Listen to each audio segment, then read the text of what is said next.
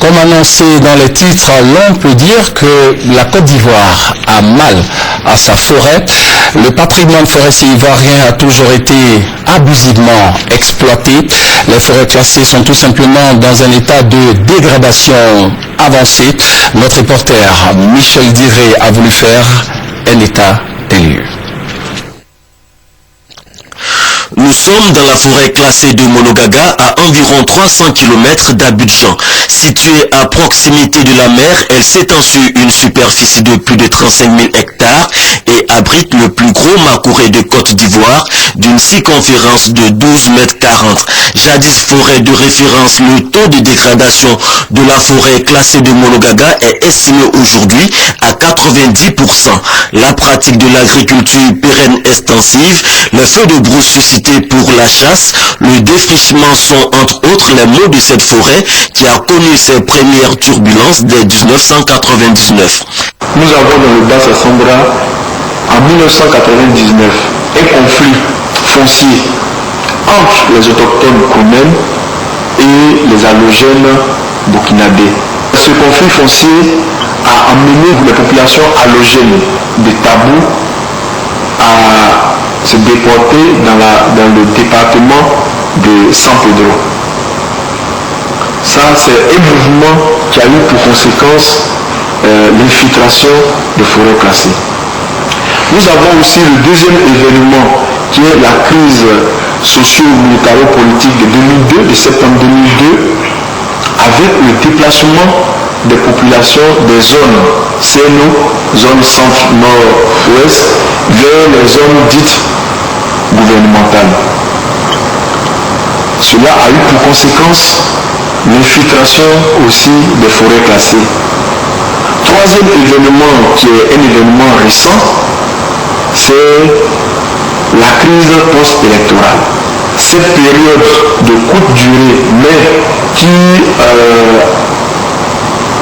a mis tous les services hors de leur lieu de travail, a eu pour conséquence le défrichement massif aussi dans les forêts. Des villages au cœur de la forêt classée de Monogaga, jusque-là réduits à quelques cases, vont connaître une extension rapide. Des enclaves qui constituent d'énormes difficultés dans la gestion de la forêt. Comme la forêt de Monogaga, plusieurs forêts classées de Côte d'Ivoire sont victimes d'exploitation illégale et abusive, exacerbée par une décennie de crise. Une période au cours de laquelle l'administration forestière n'a pu exercer pleinement son autorité dans certaines zones du pays, comme ici à Songourou, dans la sous-préfecture de Brobo. Quand on arrivait ici en 2007, il y avait presque une trentaine de tronçonneuses qui résonnaient un peu partout ici. C'était les opérateurs économiques qui étaient en train d'exploiter avec la complicité des populations locales. L'invasion des forêts classées est aussi une réalité dans le district d'Abidjan. Ici, dans la forêt classée d'Anguédédou, au corridor nord d'Abidjan, à quelques encablures des forages de la Sodessi.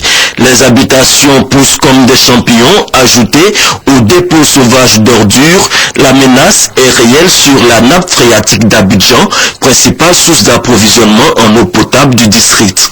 La terre appartient aux propriétaires terriens, et c'est les acquis. Nous on a payé et on est là, parce qu'il y a la part. C'est pourquoi on cherche même, plus tard on va aller habiter sur la mer. La Côte d'Ivoire a mal à sa forêt et le ministère de tutelle est conscient des enjeux de la sauvegarde du couvert forestier. Il a entrepris la protection des réserves de forêt non dégradées par le redéploiement de l'administration forestière sur l'étendue du territoire national. Des sensibilisations ont été entamées pour l'implication des populations riveraines dans la réhabilitation des forêts dégradées. Quand vous négociez bien avec le paysan, qu'il est convaincu du bien fondé, il devient votre avocat. Ne brûlez plus, ne détruisez plus, ne coupez plus nos tecs. Nous allons travailler avec vous, on vous donnera les moyens et puis on fera des réalisations pour vous. Aux côtés du ministère, le gouvernement japonais s'est engagé à apporter un appui de plus de 7 milliards de francs CFA en matériel dans le cadre du projet intégré de la gestion des forêts classées. Autre contribution, celle des partenaires internationaux dont l'expertise permettra aux techniciens nationaux de mener efficacement la lutte contre la déforestation. Des initiatives pour redonner au couvert forestier de Côte d'Ivoire ses couleurs d'antan.